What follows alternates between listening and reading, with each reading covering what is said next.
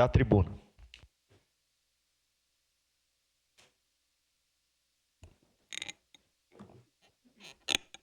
Senhor presidente, estava ouvindo atentamente aos colegas e refletindo algumas questões, vereador Caleb. Primeiro, que a nossa rede da criança e do adolescente em Caxias há alguns anos já que ela vem perdendo orçamento, né? Então, se a gente for olhar quanto nós gastamos diretamente com criança e adolescente em Caxias nos últimos anos, proporcionalmente, a gente não tem incrementado, né, essa rede toda.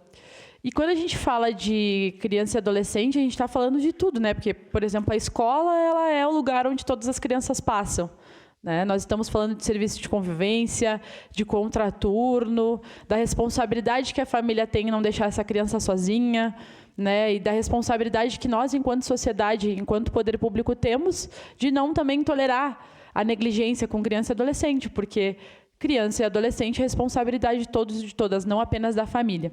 Por isso, acho que é fundamental nós termos, né, frentes e instrumentos que a gente possa discutir. Infelizmente, desde o início do ano, nobres colegas, até por já ter trabalhado na área e ser assistente social, acaba que as pessoas nos procuram para tratar de assuntos que têm a ver com, por exemplo, abuso infantil, né, situações extremamente delicadas e complexas, e esse ano já devo ter atendido umas 4 famílias buscando orientação em relação a isso, né? Então, sempre no intermédio com os outros serviços. Mas aproveitei esse assunto para trazer uma questão, vereador Caleb. Até quero pedir a ajuda do senhor, como líder do governo, em relação a isso, que ontem até comentei com meu colega de bancada, vereador Libardi. Antes de vir para a sessão, recebi uma ligação de pessoas que trabalham na rede de proteção da criança e do adolescente, que me trouxeram, vereador Lucas, sobre um ocorrido, né, um acontecimento que, segundo ela, né, foi um acontecimento grave que aconteceu numa casa-lar aqui da nossa cidade e uma criança veio a óbito por negligência, né? Então, por que eu trago isso agora? Não posso afirmar. Ela sabe mais dos detalhes, né?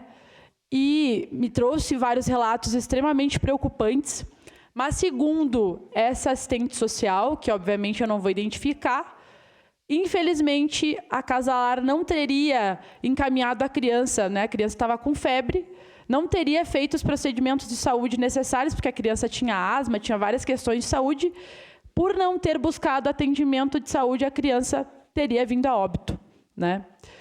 E isso é uma questão extremamente grave. Por que eu trago isso, nobres colegas? Porque quando há o rompimento familiar, vereadora Daiane, é porque a gente identifica, vereador Fiuza, que a família está sendo negligente. Mas eu que já trabalhei em casa-lar, tem abrigos também. Para quem não sabe, nós temos 15 casas-lares na nossa cidade, mais 3 ou 4 abrigos. Então, nós temos muitas crianças institucionalizadas, mais de 200 crianças e adolescentes que estão, né, em medida, em acolhimento institucional. E muitas vezes as instituições não conseguem ser mais protetivas que as próprias famílias, porque já é uma violência aquela criança estar numa casa que, por mais que ela tenha sofrido qualquer tipo de coisa na sua família, na cabecinha dela é a família dela. Quando ela vai para uma instituição, são profissionais que cuidam dela. Então, a partir do momento que isso acontece, é a responsabilidade do Estado. E aí, quando elas estão lá, os educadores acompanham o dia a dia, psicólogo e assistente social vai acompanhar e vai fazer esse acompanhamento familiar, né, e para ver qual vai ser o destino daquela criança. Então, a responsabilidade ela é gigante. E afirmo por conhecimento de casos, a vereador Lucas, o senhor nos provocou e eu já vou muitas vezes em off porque não quero expor os profissionais e não quero expor as crianças e adolescentes, mas a situação do acolhimento institucional na nossa cidade é grave. Nós não temos as condições que nós precisamos para cuidar decentemente das nossas crianças e adolescentes.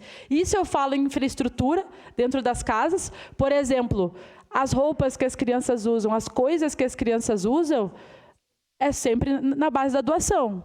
E, às vezes, aquela criança precisa de algo para além disso, porque o município não consegue fazer licitação para comprar. Então, quer dizer que uma criança que mora numa casa-lar, num abrigo, ela não tem direito a ter acesso a coisas de qualidade? Fica a reflexão.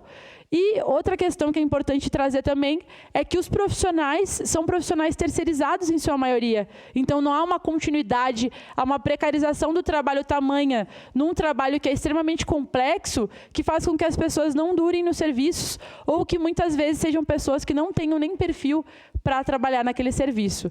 Trabalhar com criança e adolescente é coisa séria, acolhimento institucional é coisa séria. Trago esse tema para cá porque vou precisar de ajuda, vereador Caleb, vou buscar os órgãos, pedir informação, entender o que aconteceu, porque conhecer o sistema como eu conheço, eu sei que, infelizmente, esse tipo de coisa é totalmente possível de acontecer.